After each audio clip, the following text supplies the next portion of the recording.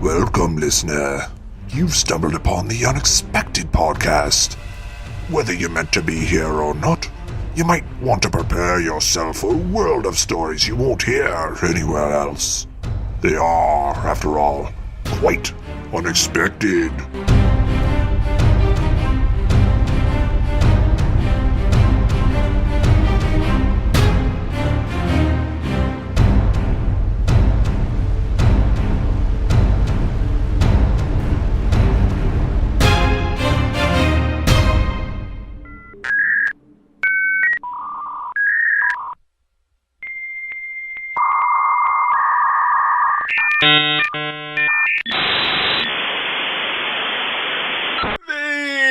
Internet! Some say it's a modern marvel.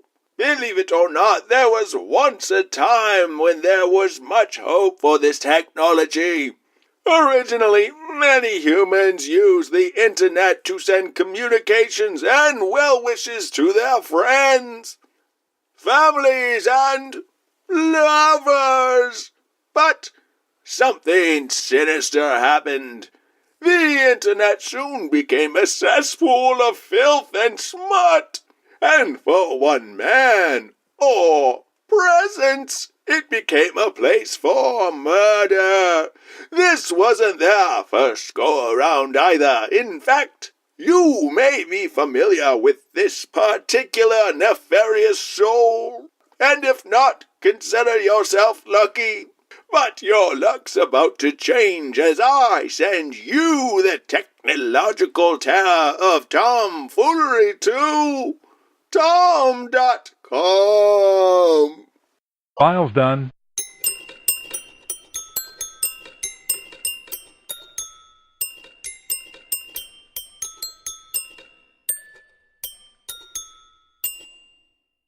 It was the 90s. No, not those 90s. The late 90s. I'm talking Spice Girls, Furby, Caroline in the City, and the internet. Yes, the internet was all the rage then, and I was right in the thick of it.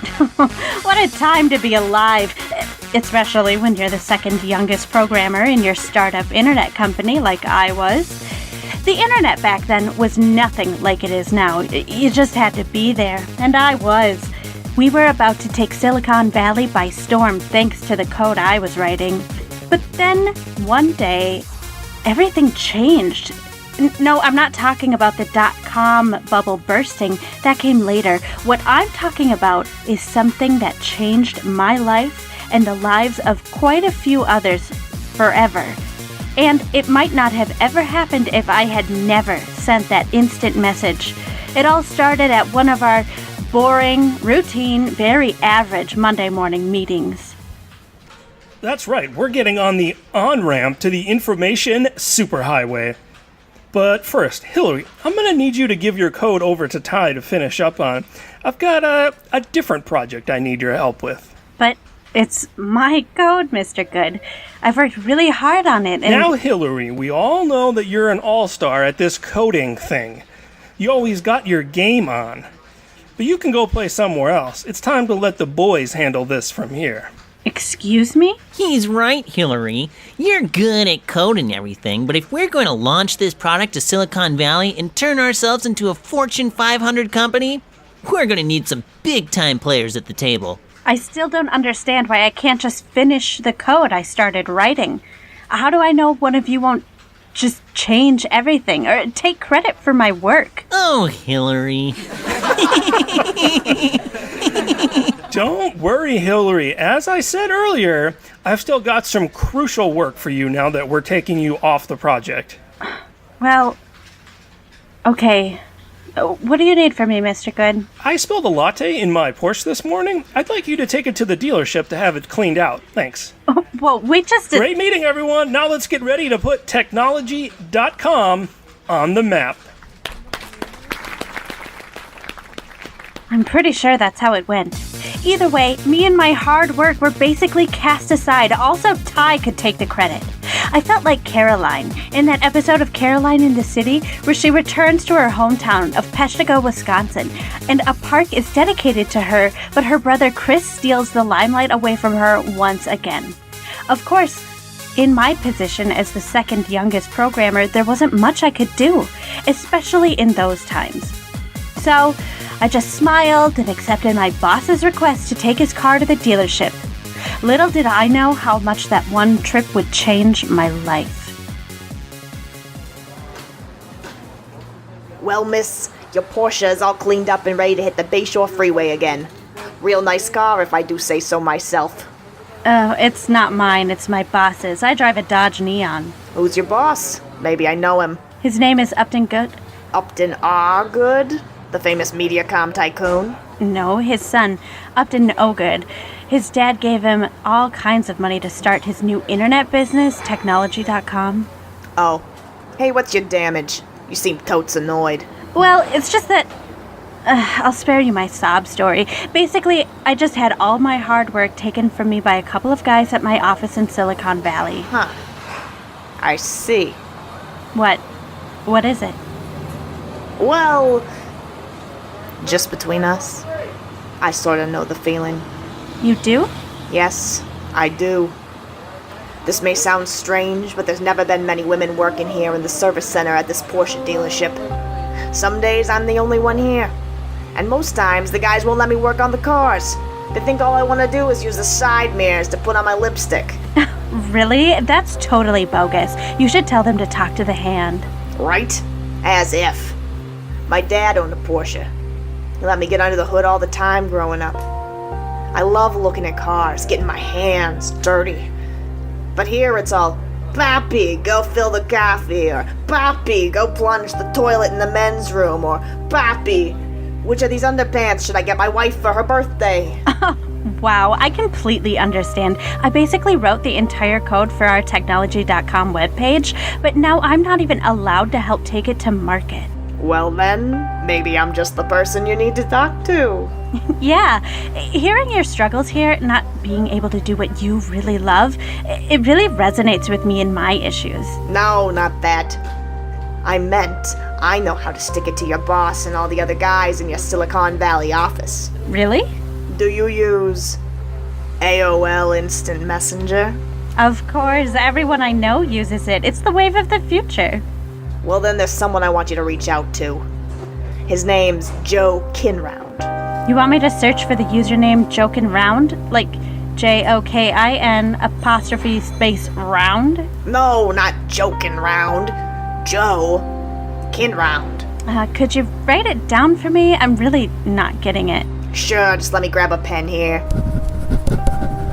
There you go. Oh, I see. I got it, thank you. No problem. You see, I came across him myself when I accidentally typed in his name. I was actually looking for my friend, Josh Inround. I see. But I'm sure glad I did. After talking with Joe, all my problems seemed to, well, just clear themselves up. I've never been happier or more successful at my job. Now I make the guys clean my toilets and pick out my underpants. Just look him up and mention my name. He'll know how to help you. Well, all right, if you say so, Poppy... Poppycock. Oh, like the dealership name, Poppycock Porsche. No, you're saying it wrong. It's Cock. Like Coke, but with a little mustard on the O. Oh, I see. Oh, let me just type this username into my AOL Instant Messenger here. I couldn't believe I was doing it. I was about to talk to a stranger on the World Wide Web. I know that seems totally normal in today's times, but you have to remember, this was the 90s. Nobody talked to strangers back then. But there I was, about to reach out to a man named Joe Kinround at the suggestion of someone I'd just met, hoping he might turn things around for me at my job in Silicon Valley. Little did I know just how much he was going to change my life.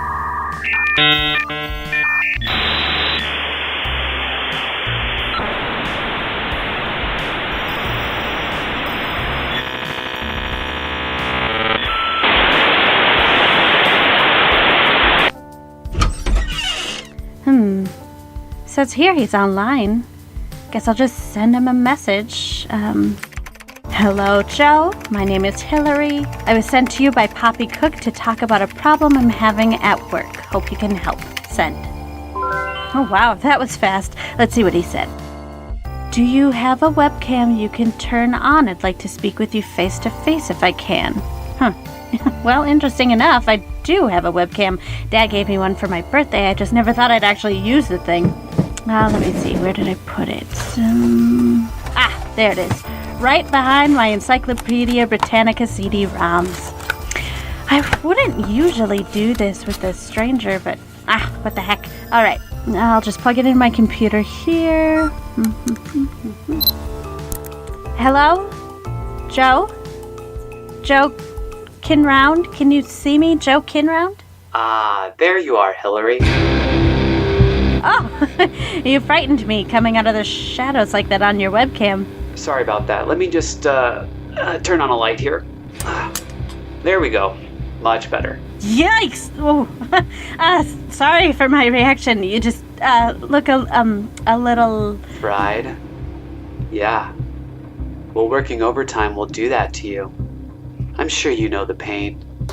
Working all those hours at your programming job in Silicon Valley for... What was it again? Technology.com. How did you... Let's not talk about me right now. Let's talk about you.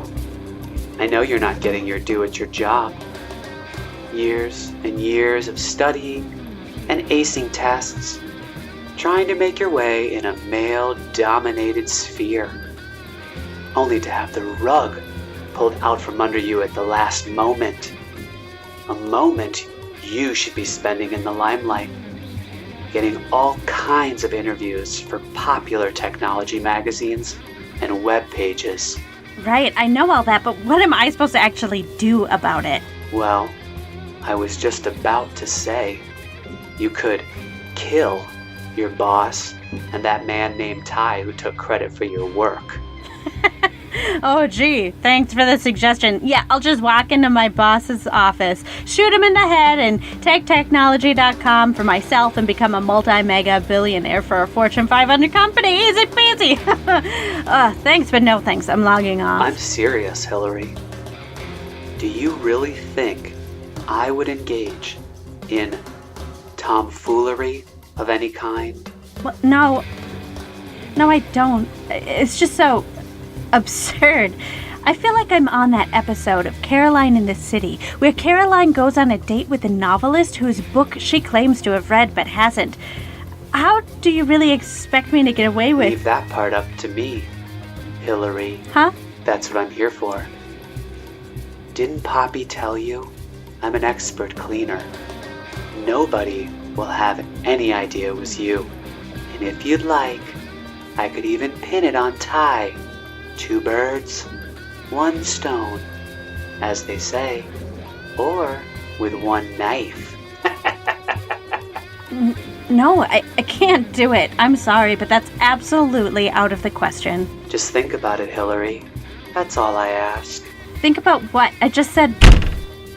And just like that, I was deep into it.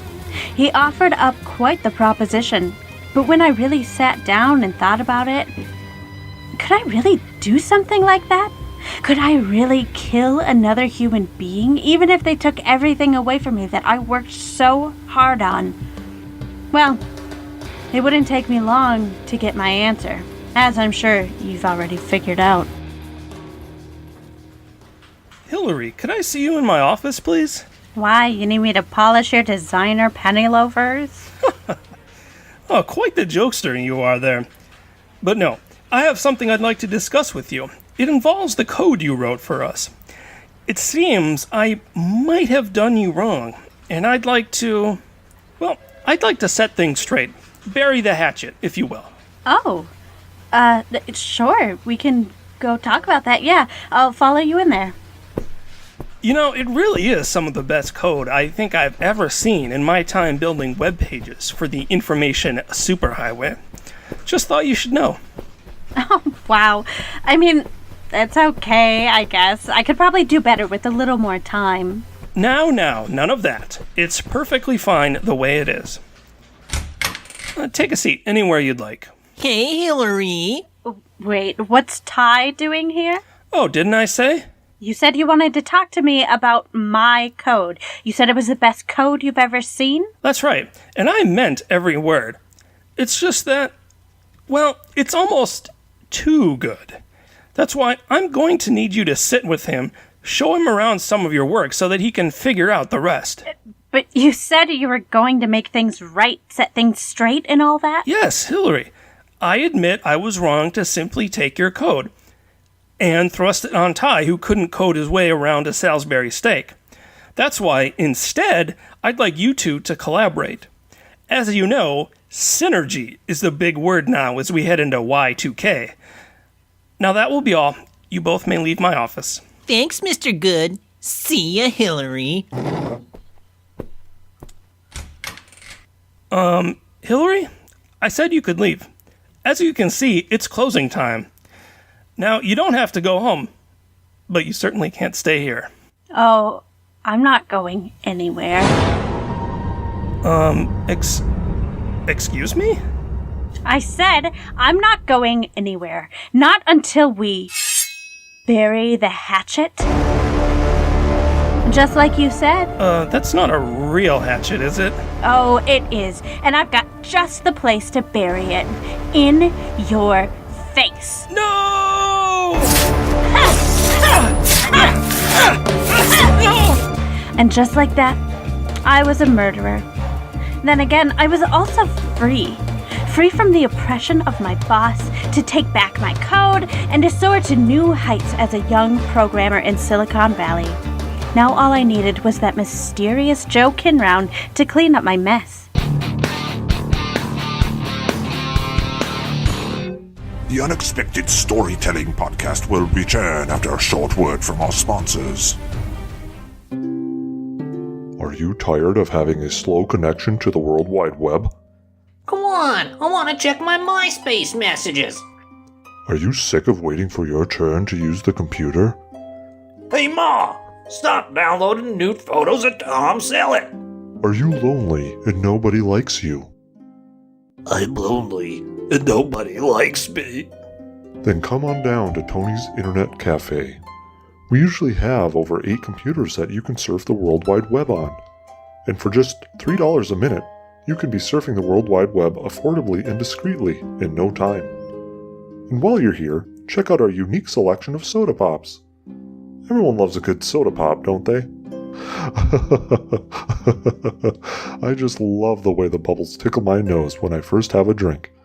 In fact, it's one of the few joys I have in my life, ever since I was hit by a van and lost all feeling in the right side of my body. So surf your way on in to Tony's Internet Cafe, located just 3 blocks down from Tony's Crematorium and Falafel Shop. We now return you to your tale here on the Unexpected Podcast. Well, it turns out Joe was a man of his word. He cleaned up my mess, and not only that, but he pinned it all on that weasel Ty. Still feel a little bad about that, but whatever. They tried to steal my life's work and discredit me. Something had to be done, and thanks to Joe Kinround, something was done. But that didn't mean that I felt good about it. I had to know more about this Joe character. After all, my fate was now in his hands. He knew my deepest, darkest secret. Unfortunately, the only other person who might understand me was someone I didn't know too well either. Hey, Poppy, can we talk for a minute?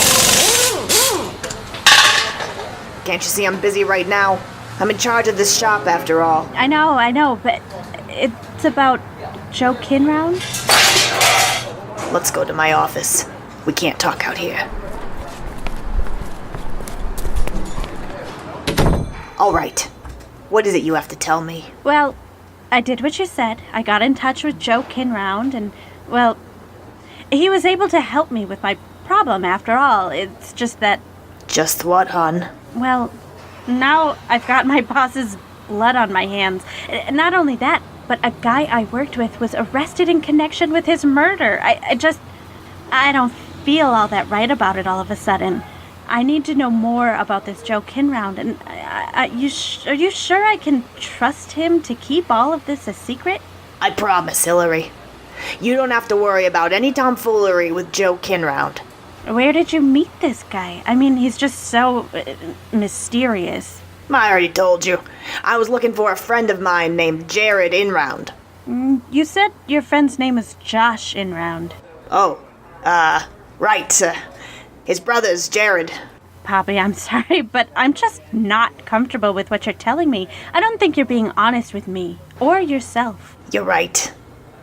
I didn't meet him by accident. He actually...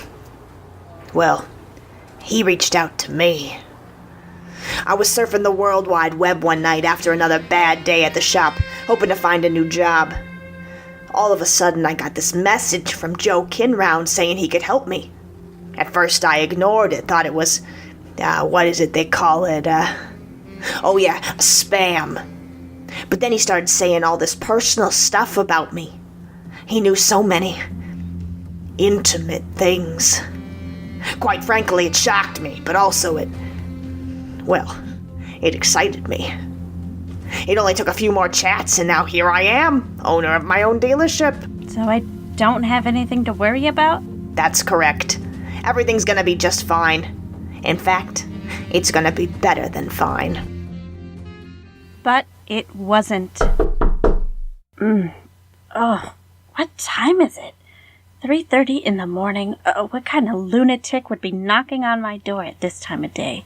I better go check. Or should I call the police? I'm sure it's fine. I'll just go see who it is.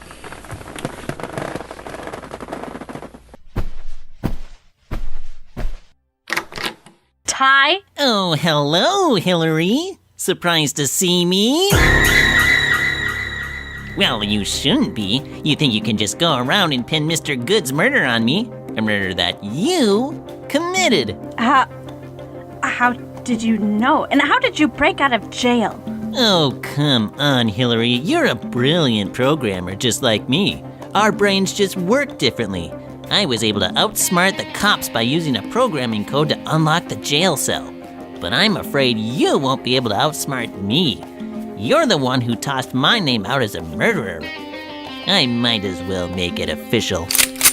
Bet you didn't think little old Ty Prider from Silicon Valley owned a gun, did you? Well, guess what? I do. I even know how to shoot it. As you're about to find out. Wait, Ty, please, before you shoot me, I think we can make a deal. What kind of deal?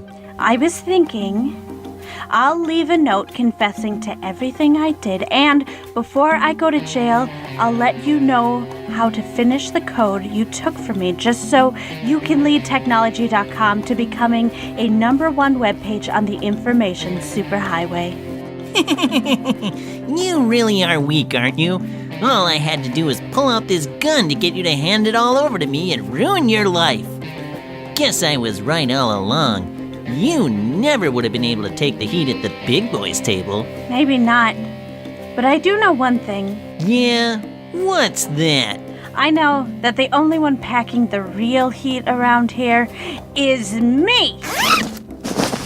Is that a flamethrower? It sure is, and now it's time for you to take a seat at the table in hell.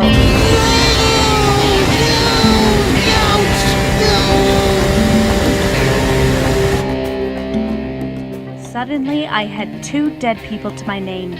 But this time, Joe Kinround never showed up to help cover my tracks. I waited, and he never appeared. I began to wonder, did I get some part of the process wrong? I knew I didn't have much time to clean things up myself. The cops had to know Ty was missing, and that he'd likely try to find a friend or a coworker to help hide him. But it was still too early in the morning to call Poppy for help.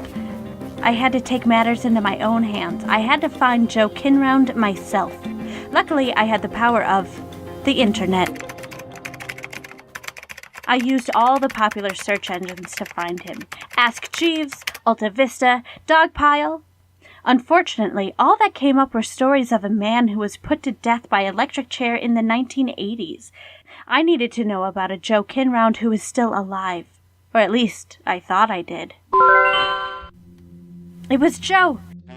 This time he had attached an audio file. 3 hours later, I opened up the 2 megabyte MP3 and heard his haunting voice once more. Hello, Hillary. It's me, Joe Kinround. I'd suggest you stop trying to find me. I offered to help you once. Unfortunately, killing your coworker was outside of our arrangement. You'd best leave now. The police are already on their way to your house. Yikes, oh no, I'm too late. They're already here. Hillary, open up. We need to talk. Oh, Poppy, thank goodness you're here. You need to help me. Whoa. You totally fried that guy. That's hella nasty. But pretty gnarly, too. Huh? Oh, him. Yeah, I know. But come on, the police are on their way here looking for him. I need you to help me hide him and clean up this mess. Oh, I can't help you with that. I'm here for something else. Hillary, there's something I haven't told you yet about Joe Kinround. Yeah? What's that? Joe's not a real person. He's more of a presence, if you will. Presents? OMG. That's right. The real Joe Kinround was given the death penalty in the 80s for murdering 3 people.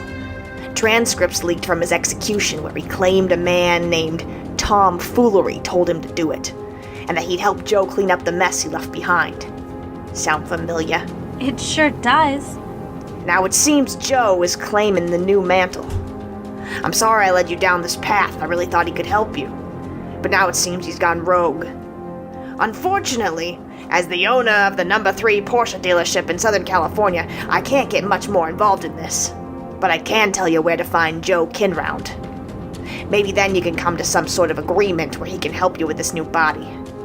But after that, I suggest you quit with all the Joe Kinround stuff and try to forget about all of this. I sure will. Now please, tell me where I can find him. There's an abandoned office building just up the freeway. Used to hold some offices for real estate sales. Some say it's where Joe Kinround used to work before his life went in another direction. You'll find him there, on the top floor. But how will I know which? Go! Hurry! We don't have time for this! And so I went.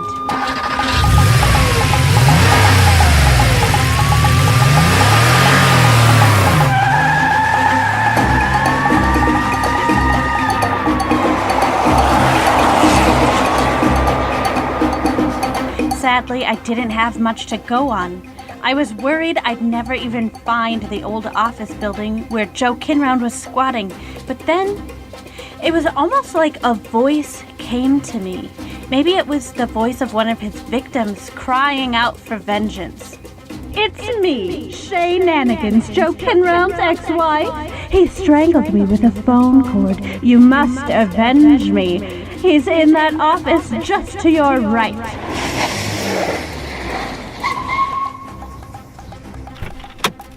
All right, Joe, I'm here. Now show yourself.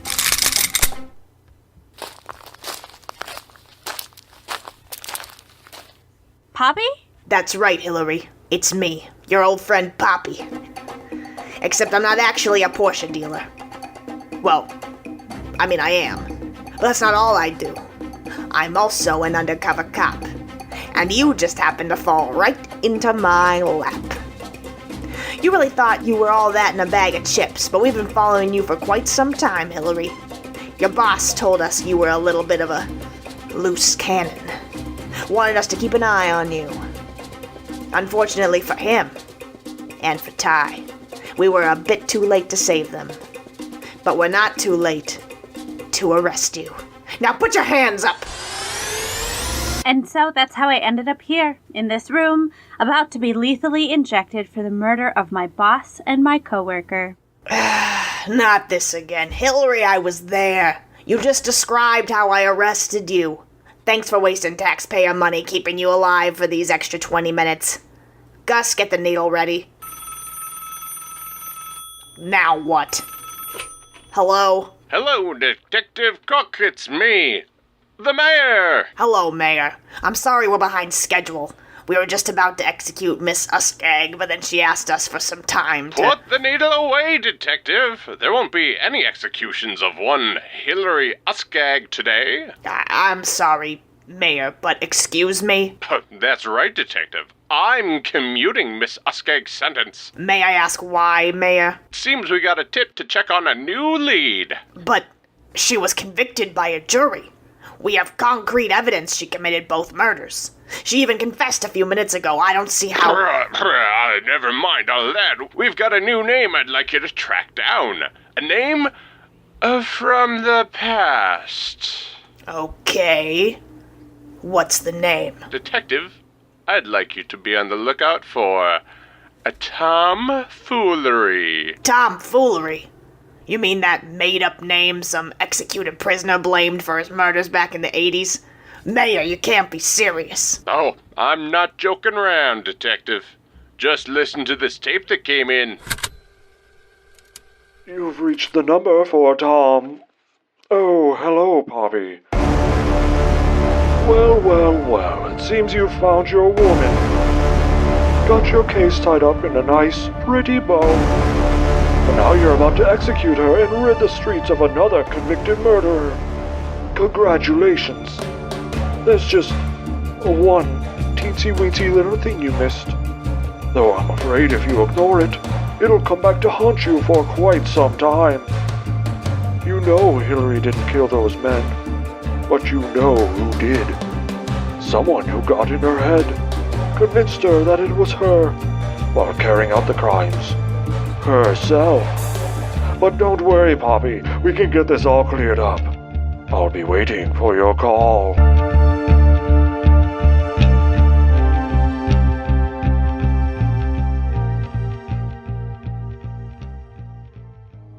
Like the stories you hear on The Unexpected? Consider sharing our show with family and friends, along with any strangers you come across. Provide a little something unexpected to someone else's day. You can find and subscribe to our show on iTunes, Google Play, or anywhere else you stream your podcasts. We're on social media, on Unexpected Show on Twitter, and The Unexpected Podcast on Facebook.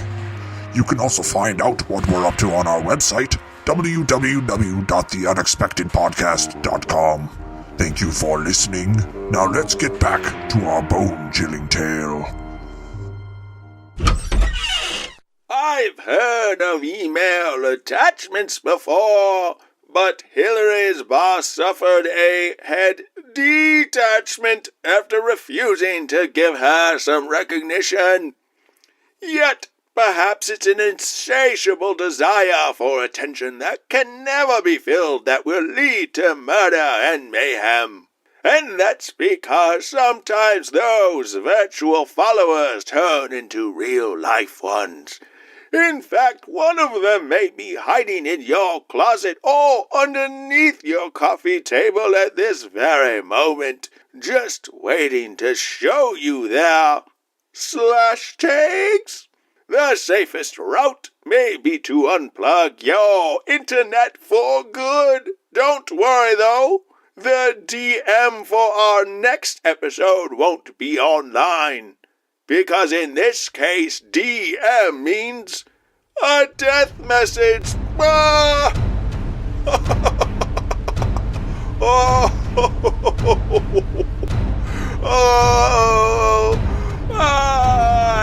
I don't understand the internet. What is a router? Where can I get one? Oh well.